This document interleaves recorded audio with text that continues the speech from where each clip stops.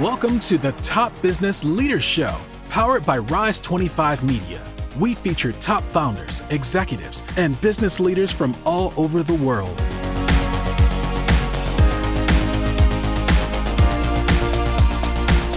Chad Franzen here, co-host for this show, where we feature top restaurateurs, investors, and business leaders. This is part of our SpotOn series. SpotOn has the best-in-class payment platform for retail, and they have a flagship solution called SpotOn Restaurant, where they combine marketing, software, and payments all in one. They've served everyone from larger chains like Dairy Queen and Subway to small mom-and-pop restaurants. To learn more, go to SpotOn.com. This episode is brought to you by Rise 25. We help B2B businesses to get ROI, clients, referrals, and strategic partnerships through Done For You podcasts. If you have a B2B business and want to build great relationships with clients, referral partners, and thought leaders in your space, there's no better way to do it than through podcasts and content marketing.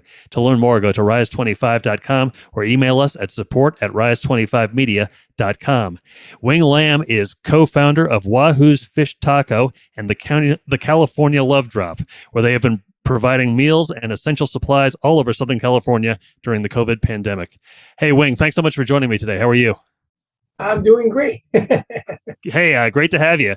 So before we dive into what you've been doing throughout the pandemic, tell me a little bit about the origins of Wahoo's Fish Tacos and how the idea came about. Well, back in the mid 80s, as I'm, cruising around graduating from San Diego State, one of the many things that benefits of going to San Diego State is the proximity to Mexico.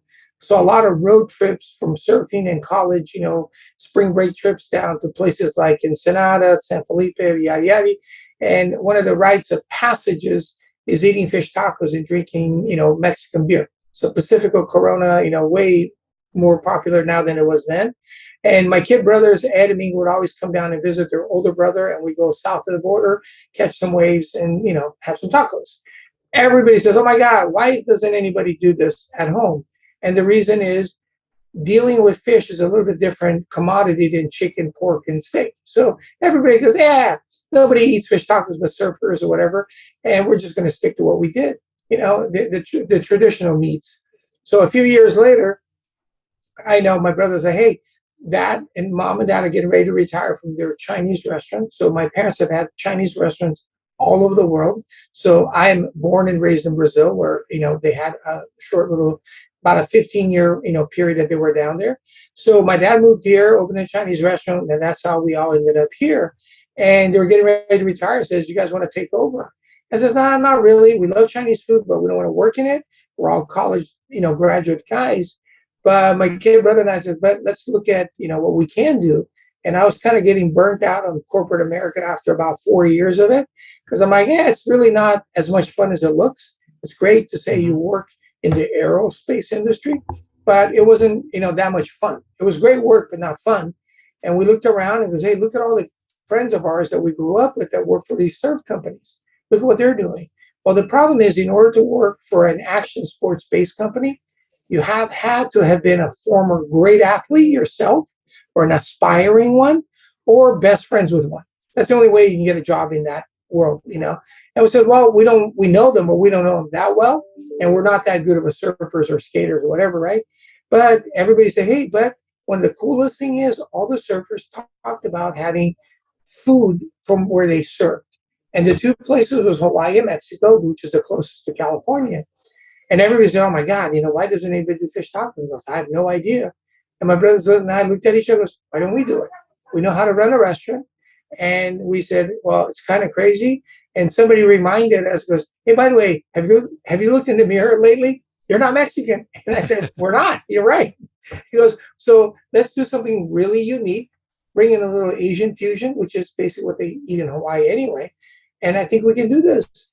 So we created a Mexican Asian fusion taco place based around fish tacos, because we figure surfers are going to be, pretty cool. And literally, I joke about the rest is history, because we started in '88, literally a day after George Bush Jr. got elected into office. And we were going into a recession, and people said, you guys are crazy. And, we never really looked back. So what did you guys do to overcome kind of the hesitancy toward fish? At the time it was pretty much Taco Bell and meat, beef and chicken. You guys came along. Now you can find fish tacos a lot of places. But what did you guys do? Well, we had the other proteins, but we literally, our flag was fish tacos. And we soon realized that, if you were not a surfer, you didn't know what a fish taco was, right? You're like, ooh, that sounds kind of gross, But, we had this theory, and we call it the John Wayne theory, right? The reason my dad was crazy successful, his restaurant, the Shanghai Pine Garden on Balboa Island, is still there after 50 years, right? So the incident that took my dad from being a local eatery to a local hangout was the fact that John Wayne appeared one time. And I'm going to tell you, I don't think he was there ever more than once. But the one time, they took a picture, signed it for my dad. And the real story is John Wayne's wife's publicist, what's her name, Gloria Zigner, was basically saying, hey, I'll do this one time as a favor kind of thing for you guys. And the rest is history kind of a thing, because we've been friends ever since. So the one little photo, autograph, sign, hanging at the restaurant became like, well, this is where John Wayne hangs out.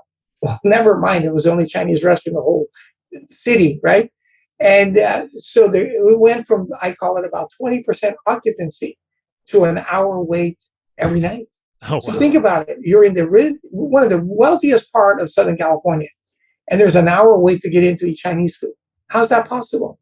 Well, it was John Wayne. So that incident forced us to come and move from Brazil to Americas because my dad needed free labor, right? So I always thought, okay, when you have this incident, you need a famous person to kind of give you the endorsement. So I've always remembered that as a kid. So when Wahoo's open and we were relatively, kind of like, I wouldn't say struggling, but we were nowhere busy, trust me, right? I said, we just need one John Wayne. And the rest is, I call it history. We didn't end up with one John Wayne. We ended up with all the best surfers in the world, all the best skaters. And so action sport became our go-to because everybody that was anybody that had won any world title was eating at our restaurant because their sponsors brought them in, right? And the Billabongs, the Quicksilvers, all the action sports brands that were worldwide at the time. And so they come in and customers are like, oh my God, there's the guy right there. They just won the OP Pro, or they just won this. It goes, yeah, their brands would bring them in. And so we built this cult following because on any given day in the summer, you would see half of the world tour surfers eating at our restaurant. Wow. So that's the beginning, and we've never really looked back. So how long before you kind of branched out into other states? I was telling you before we started that I've been to several locations here in Colorado. How long before you kind of started to experience that expansion across other states? People kept asking us to franchise after we had, I think, 3 stores. And we're like, nah, we're not going to do that, right? So a friend of a friend said, hey, I got this guy that's going to move to Denver. And his name is Mike Donnelly, and he'd like to come in, open a franchise. And I'm like, you're in real estate. What do you know about restaurants? He goes, nothing, but I really like your restaurant, and I'd like to open one in Denver because, real estate, Denver's about to become the new hotspot because at the time, I think only SoCo existed, in the United States, and all of a sudden Lodo was the next one, right around the same time. So this is like the early 90s, around 92, 93, whatever. Mm-hmm. I'm like, you're crazy, but come and hang out with me and see if this is what you want to do. So he came, spent about a year learning the business. I'm like, yeah, I still like to do this. I work for Grubb & Ellis. I know the real estate market really well. I got a great location on Blake Street, which was the original store. And we said, okay, let's do this. So we went out there, and sure enough, I had no idea how many Californians had already moved back to Denver. And literally, I remember in one of the first weeks that we were open, it was snowing outside and people were standing outside in the snow waiting to get in. I'm like, this is crazy. I know we're popular in California, but I had no idea how popular it would become in Denver. So we ended up opening, a bunch of stores. In the back of my head, I said, hey, if this thing doesn't work, it's in Denver. Nobody's going to hear about it anyway. But it worked. We really took on. And right around the same time, there's another huge chain starting up near the old Stapleton Airport, but they were doing burritos and we were doing tacos. I'm like, we're in 2 different worlds. And yeah, it worked out really well. And then Tom Sprung, who was the landlord, ended up joining in a few years into the business. And they built an amazing real estate empire because I think we own most of the locations were in Denver and around Colorado. So over the years, we've opened a few, closed a few because of not necessarily the best location, but it's still our biggest territory. I think there's about 10 stores in the Denver area, and they've done really well. Yeah, great. What do you think? So, I'm sure like all restaurateurs, you guys have had your ups and downs, but you've had incredible longevity. What do you think is kind of the reason for that or the keys to that? I think the big thing for us is we always went after the kids, which is kind of counter, right? But if you think about it, some of the biggest guys in the world, we won't name who, they targeted kids. And any brand said, hey, if you get them young, it's the brand for them for life. So we got guys that are in their 40s, 50s, and 80s today. They're like, oh my God, I went there and I love it, right? So we went after, and what happened is when you go after kids, the brand kind of stays fresh because there's always a new set of kids every year. So as they grow up, hopefully they're branded and they love what you're doing, right? And then you just keep fostering the kids. So skate, surf, BMX, all that is for young kids. The majority of the stars of those sports, they tend to be younger. They're all less than 25. In most cases, by the time they're 14, they're already professional in their sports. So if you can get them at 6, by the time they're 10, they're in it for life kind of a thing. So we have been doing the X Games, the Do Tour, all the major, I call it fun action sports based. And along the way, there's always entertainment. So we managed to pick up a lot of the really cool bands from the early days. I mean, Blink-182, a lot of those bands that were there, they happened to be doing the soundtrack for all the videos. So we just happened to be at the video premiere with the same band that was part of it. And we're saying, hey, we're here, might as well hang out. Had no idea who these guys were other than they were cool guys. They were doing the soundtrack anyway. And the rest is literally, again, we keep going back. How do you know these guys? Because I knew when they were kids, Yeah. So it's been fun. It's been a great ride. Yeah, sounds great. So what were you doing when the pandemic started kind of early in 2020? What were you doing? Just kind of plugging along with Yahoo's? Well, it's kind of an interesting thing is we were noticing, I think it was February, what was happening in the big cities like Seattle, New York, and I think San Francisco were the first wave of cities to get hit. And we're like, it's never going to come to Southern California. And I don't remember the exact date. I'm sure you can. But all I remember is going to a concert on a Tuesday night. And we were going to the old Forum. And a friend of mine had flown in from New York.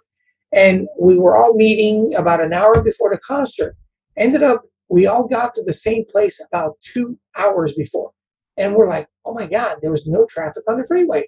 And he said, oh my God, coming in from New York on a flight, however big those airplanes are, it was like 10% full. And like, something's going on. And we're like, hey, we're going to go see, this hip hop band, blah, blah, blah. And we just got more time now to all hang out. So we're all hanging out, having drinks. And we're like, this is never going to happen, right?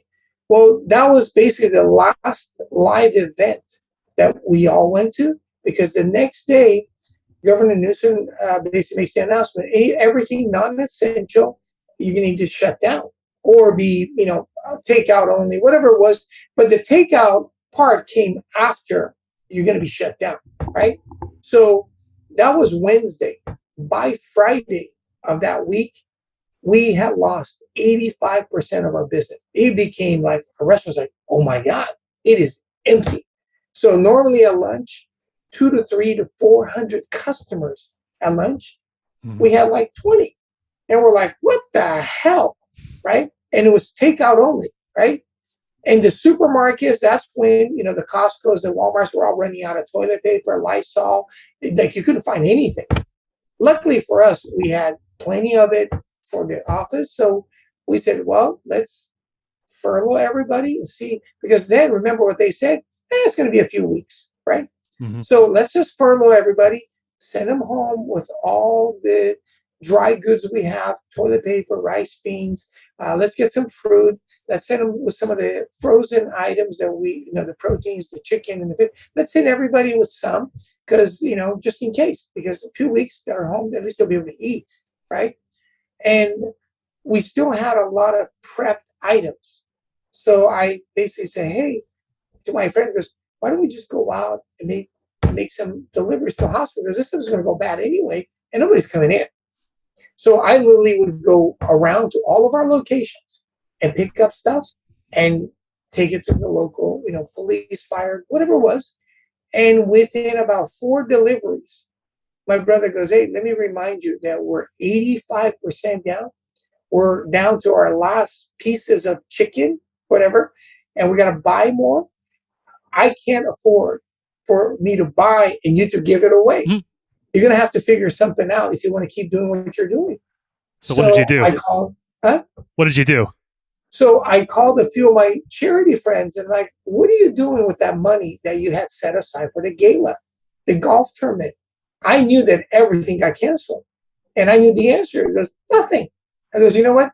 Can I borrow that $1,000? Meaning give it to me. And they're like, why would I give it to you? Because you and I are going to go to a hospital together and deliver food. And they're looking at me and goes, you are crazy. Have you not been listening to the news? Stay at home, shelter in place, right? If you don't need to go out, don't go out. The freeways here were empty. Trust me, right? So I'm like, okay, right? They had nothing to do. So I called my other friends from Monster Energy Drink, Hint Water, Cliff Bar, and Yogurtland. And I basically asked them the same question. What are you guys doing? They're like, nothing. We were told, don't even bother coming to the office. Work remotely. There's nothing going on. We canceled everything. I said, what are you doing with all the product that was earmarked for this? They're like, it's going to expire. I goes, give it to me. He goes, what are you going to do with it? I goes, I'm going to take it to the hospital with me. And they're like, you're going to go. And they're like, can we come with you? Like, of course you can come with me. And delivering food, hot food, drinks, and Yogurtland and snacks. Oh my God. The gratitude from somebody who basically was in a hospital. They could only come outside. We never went in the hospital. It was like, why? Because, well, one, we want to thank you guys for taking care of whatever it is that you're taking care of right at the moment. Because all the hospital, everybody's working doubles, triples. It was crazy because they're the only people really working, right? We even went to our distributors because, again, all the events got canceled. So we went to our distributors. What about the drivers? Because now instead of driving stuff to us, restaurants, they're driving to supermarkets. They were all working double. So we'll go and deliver to the distribution centers. So all the marketing dollars that was set aside for us to do golf tournaments with Pacifico Beer, they're like, wait, can you go to this distributor? Can you go to, well, yes, we'll go anywhere, right? So the craziest logistic is from where I am in Orange County to get to downtown LA, where USC is, on a Friday, easily 2 hours without even thinking about it, right? And from USC to get to the area near the Ontario airport, at least 2 hours minimum, right? Mm-hmm. So on a Friday afternoon, I get a call right before I'm getting ready to leave. And it's literally like 5 o'clock. I'm in Orange County and I have to get over to Ontario. She goes, the yogurt that you're supposed to have, it's nowhere to be found. The only store that has it is in downtown LA at SC. I'm like, so what are you saying? He goes, if you want yogurt for your 6 o'clock delivery, you got to go and pick it up. So I'm like, let's see what happens. I get on the freeway and I get to USC in 30 minutes. Oh, nice. There's nobody on the road. And I'm like, this is crazy. But I'm at SC in 30 minutes. Grab, 100-something yogurts, throw it in the back of my truck, and zip out to Ontario. I'm there in 30 minutes. So what normally would have taken me at least 4 hours to do, I did in 1 hour. Wow. Which I've never been able to do it ever. But that was the first 6 months of the pandemic. You could go anywhere in Southern California within minutes. So we became really, really efficient at packaging the food, putting the frozen yogurts, the drinks and all that, and going. So all my competitors were like, oh my God, how can you do that for that? And I'm like, why? What do you mean? Because we're doing it at cost. We just need to cover our labor and the food cost. That's all we need to cover. I'm not trying to make money.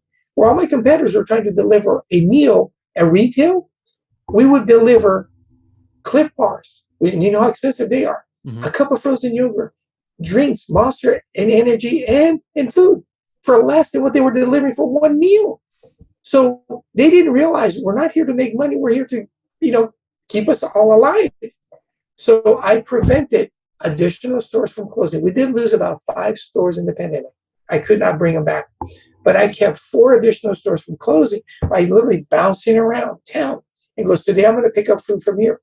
So in my head, I knew every week you got to divide and conquer. It would have been much easier just to go to one location, but I kept going around so I could keep the stores busy. And the saving grace was we got a little bit of money. Then the big companies saw what we were doing. And how did the big companies see what we were doing? We partnered with KLOS, the #1 radio station in Southern California, and KTLA, the #1 news station. They said, let us give you coverage. And I'm like, what do you mean? Because there's nothing going on in the news. It's all bad news. COVID, COVID, COVID. You're the only one doing anything. So we'll plug you. And basically, we'll give you the platform to talk about what you're doing. So that made everything. They created, KLOS, Heidi and Frank created a GoFundMe page for us. Because let's ask our listeners. And I'm like, you're going to ask the listeners? He goes, yes, we're going to ask the listeners to donate money to you guys. So all of a sudden, we start getting all this money. And then corporate guys start coming and goes, well, what are you doing on the, well, Bear Paint, Loan Depot, Subaru of North America. They're like, we'll give you some money. I'm like, how'd you guys find out? Because we heard about it on the radio and we love what you're doing. So the machine where everybody else in the country, a lot of people did what I did. The problem that they didn't have is they didn't know how to keep it going. It's easy to get $1 one time, but in the charity world, you got to be able to come back again. Otherwise, it's not sustainable. By having a media partner ask on our behalf, it became the most amazing experience ever, because instead of them saying, hey, and by the way, you got to pay us for the advertising, because we're all in this thing together. Let's get through this. So I have been on the radio once a week for almost 2.5 years, which is unheard of. And I should have been paying them millions of dollars, but they said, we're here to help you because you are doing something that nobody else has thought of. So it was a survival, but turned into this machine, this movement. And this is the shirt that I still wear literally almost every day to California. And people ask us, how are you guys still doing? I'm like, now, in the last 6 months, we've been supporting other charities with their volunteers, because nobody ever takes care of the volunteers. We're like, we're here and we still have money. So we get $1, we don't spend $1, we get $2 to spend, and we're not here to make money. We're here to support everybody. And the brands, we've gotten back to school supplies. We've got makeup companies. I mean, Vans, Synergen, they've been amazing. So when we show up, imagine there was a collaboration for a movie, Wonder Woman, that came out in 2021 or 2020, I think. Was it early 2021? I think it came out on video. Right around there, yeah. DC Comics, right?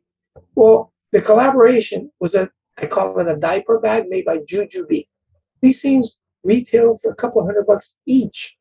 So when we were celebrating our 100th drop, we said, how cool would it be to give each nurse one of these, right? So that's what we did. So we came out and we had these, and again, a nurse with the Wonder Woman, how perfect. I mean, I couldn't have staged it any better, right? And they were like, oh my God, you guys are amazing. So the same thing, because it was so newsworthy in the middle of this pandemic, right? The news comes out and they're covering live. And people are looking at them and go, do you realize that you are at the most infected hospital in all of Southern California? There's more dead bodies behind this hospital than anywhere in Southern California. What in the hell are you guys doing there? We're thanking the nurses for doing what they do. So what better way to do it than not just food, drinks, frozen yogurt, but with gifts. And they're like, oh my God, we brought 300 bags. All the nurses were like, oh my God. So for the first time in the pandemic, where normally we get like 5 nurses to come out, we had 300 of them come out because I want a bag. Goes, hey, whoever comes out, because we can't go in. So once the first one got it, they just like 20, 30 at a time would come out and we just hand it to them. So were you worried that you were going into an infected area, or just put a mask on and have faith that you're doing the right thing? We had faith, and knock on wood, through the thick of the pandemic, only one of our team members got it, but he didn't get it at a delivery. He got it because he happened to be inside of a supermarket. Remember, we're all making consumer products. He was doing a display, and he noticed that two of the other people at the middle of the night doing the display, they didn't have their masks on. And he looked over and goes, a little strange. I know there's nobody here, but shouldn't you still have your mask on? He didn't think anything of it. Next thing you know, he was the only guy in the whole group that got it in 2020. Then in the spring of 2021, when they started to open things up, a couple more people got it because, of all places, they went to Vegas, right? Because Vegas was like, yeah, everything's cool. And then by the end of 2021, when everybody was already vaccinated and everybody's happy, then the family gatherings. So sure enough, all of us at the beginning of this year, over the holiday, that week of the holiday, that's when everybody in our whole team got it, right? And then I just found out that our last member that survived all of this was traveling last week between here, Vegas, Texas, and she goes to Hawaii for a graduation. She lands in Hawaii last week. She's like, not feeling that good. Gets tested, and boom, the last one. But luckily, knock on wood, everybody, made it through. We did lose a few friends, moms, uncles. I mean, we did lose a few. But for the most part, everybody that was on the immediate California Love Drop team, we all made it through. So when you made that first trip to the hospital, I'm guessing you thought that would be like a 1 or 2 time thing. It didn't. You were going to be doing that for the extended time or extended period. Yeah, literally, when we went to Hope Hospital, I'm like, hey, we got a little bit of money. We'll make a few. We got like 2 or 3 weeks of this. It's going to be over, and it just kept on. No, and remember with the malls, they kept opening, closing. Then we had the whole Black Lives Matter thing. I mean, the whole thing was just the worst timing ever. So that's what really shut down the LA stores, because nobody in LA County was going out because of all the looting, all the stuff that was going on. So we ended up losing almost all of our LA stores except for one in Torrance. I mean, it literally cleaned us out. So the combination of us trying to renegotiate our leases and COVID hitting, we're like, dude, unless you come down. And by the time COVID hit, even if they gave it to us for free, it wouldn't have been worth it because there was nobody going out in LA for literally almost a year. Oh, really? Yeah. So what are some of your goals or your plans with both Wahoos and California Love Drop moving forward? Well, one, for us, which we've been testing quite a bit, is a plant-based protein. We finally landed on one. We really, really love what we're doing right now because, again, a big thing, and everybody can check your sources, there's way too many ingredients in most plant-based proteins and a little bit higher on the sodium side. So we found a really, really clean one that we like. So we're getting ready to launch that shortly. It's been a year testing, but again, issues with supply chain, getting it all that. It's a one ingredient plant-based. It's a pea protein, and that's the only ingredient in it. So it's really clean, pretty low in sodium as well. So we really like it. So that's next right now. We're looking at new locations as well because things are getting back open. So we should be reopen in Austin, Texas this fall. Knock on wood, we lost our partner there. It wasn't through COVID. Cancer did come back and get him.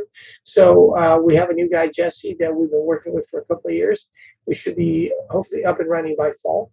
And then a couple more locations around town.